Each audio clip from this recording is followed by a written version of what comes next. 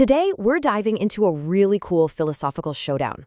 On one side, we've got a world-famous principle of logic, and on the other, a deep theological concept.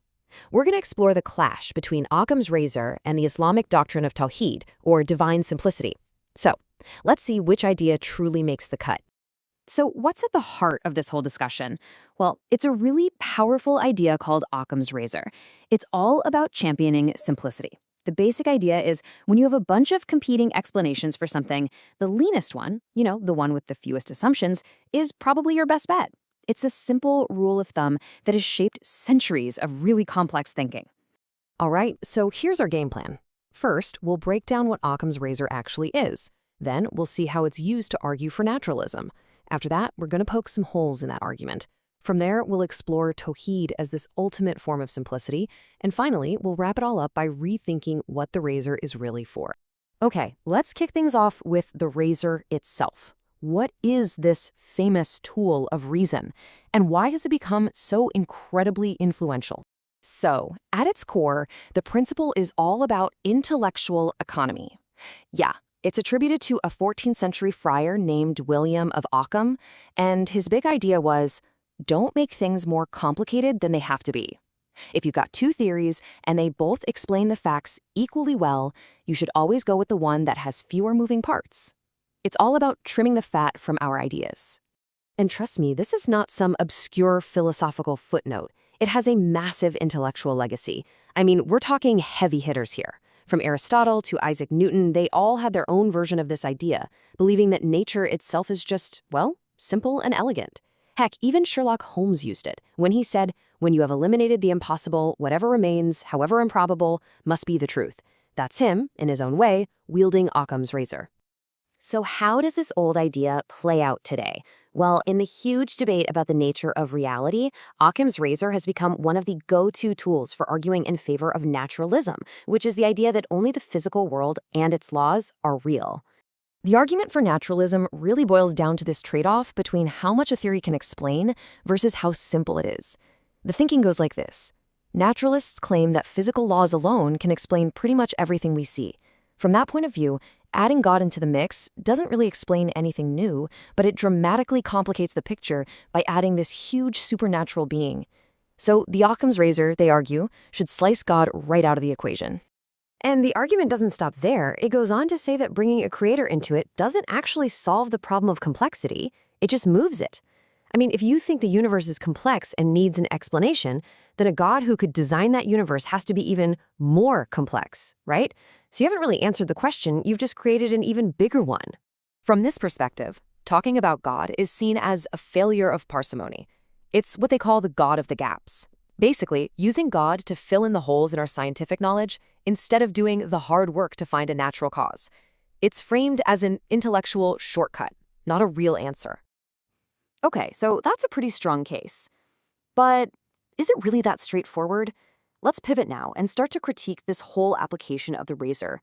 Let's ask the question, is naturalism really the simpler explanation here? And this brings us to a super important point, a huge caveat that comes with Occam's razor. It only works when the competing theories are equally good at explaining the facts. A simple explanation that doesn't actually explain the evidence, well, it's just a simple, wrong explanation. The key word here is adequate. So just how adequate is naturalism? Well, critics point to some pretty profound mysteries that it seems to struggle with. Like, where did the universe itself come from? How did life just spark into existence from non-living stuff? Why do the laws of physics seem so perfectly fine-tuned for us to be here? And where do we get our sense of right and wrong from? If naturalism can't really answer these big ones, then its claim to being a better explanation starts to look a little shaky. The critique goes even deeper, suggesting that this preference for naturalism isn't always some neutral, logical choice. I mean, listen to this quote from biologist Richard Lewontin. He basically admitted that for some scientists, there's a prior commitment to materialism. That implies that the conclusion that there's no supernatural isn't necessarily reached by the evidence alone, but is sometimes a starting assumption. So you can see what's happening, right? The razor goes through this transformation. It starts out as a simple, useful tool for scientists to compare theories. But then it can morph into this full-blown philosophical worldview, a commitment to materialism. And that leads to this huge declaration that there's nothing beyond the physical world, an outcome that was kind of baked in from the start. Okay, so now let's introduce the counterargument from Islamic theology. And it's a fascinating one because it tries to redefine what simplicity even means. It's not about having fewer things, but about having a fundamentally different kind of simplicity. And this is the concept of Tawhid. Tawhid means absolute, radical oneness. So in this view, God isn't just one, like the number one. He is absolutely simple, which means he's not made up of any parts. Think about it. You and I were made of parts. Organs, thoughts, feelings, they're all distinct. But in this doctrine, God's power, his knowledge, his existence, they're all identical to his very being. There's no separation. He is a single, pure, indivisible reality. So this sets up a showdown between two totally different ideas of simplicity. On one hand, you have naturalism chasing quantitative simplicity. It's all about counting the number of things in your explanation. But on the other hand, Tawhid proposes a qualitative simplicity. It argues that the most elegant, most parsimonious explanation for everything is a single, unified, non-composite cause, the ultimate foundation for all of reality. And the absolute cornerstone of this idea comes from this very short but incredibly powerful chapter of the Quran called Al-Ikhlas. It defines God not by what he's made of, but by his complete and total uniqueness. He is uncaused, he is not made of parts, and he is unlike anything else in all of creation, which is the very definition of absolute simplicity. The Quran also points to the unity we see in creation as a kind of sign that points back to its creator. This verse talks about a singular origin for the entire cosmos, a joined entity, which is pretty fascinating when you think about modern cosmology. And it also mentions a single origin for all life, from water. This unity in the effect, it's argued, points back to a unity in the cause. So when you look at it this way, you start to see a pattern. Everything from the universe's single origin point and its constant expansion to the perfect harmony of the planets and the shared basis of all life. It's all presented as evidence, pointing back to a single, simple, yet all-powerful source. The incredible order we see isn't random. It's the signature of the One. All right, let's bring these two powerful ideas together for the final round and see how this whole debate really forces us to redefine our understanding of simplicity and what Occam's razor is all about.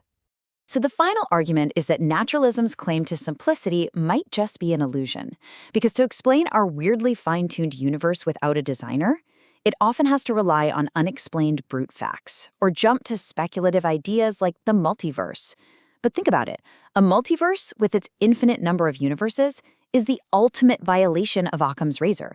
It's the infinite multiplication of entities. It's not solving complexity, it's just sweeping it under a much, much bigger rug. In stark contrast, Tawhid proposes what you could call a necessary simplicity. The idea is that something as immensely complex as our universe is actually best explained by having it emerge from an ultimate, singular, and absolutely simple reality. In the grand equation of existence, God isn't some extra variable you tack on. He's the foundational constant that allows the whole thing to work. The one is the most elegant explanation for the many. And that leaves us with one final, fascinating question to think about. What does true simplicity really mean? Is the simplest explanation the one that just counts up the fewest number of parts, or is it the one that traces everything back to a single, unified, indivisible source? That's a question that really challenges us to decide what Occam's razor was truly meant to cut away in the first place.